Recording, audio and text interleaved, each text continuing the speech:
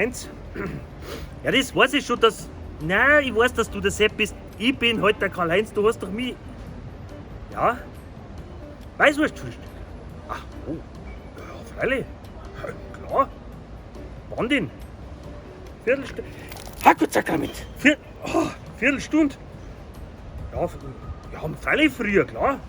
Ja, aber der frühe Hase, der wurmt den... Ja. Na, Viertelstunde schaffe ich locker. Ja, ich bin unterwegs. Bis gleich. So, jetzt gibt's wieder Stier. Also ein Hungersepp, wie sagst du?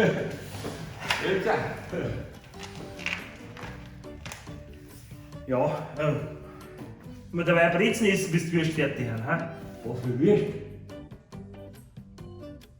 Weißwürst? Ich habe keine Weißwürst.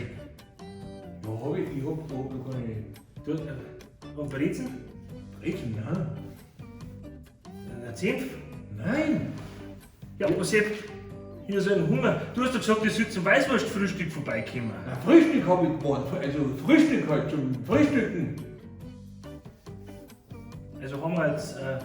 Ja, Bier. Also Bier. ja, Prost.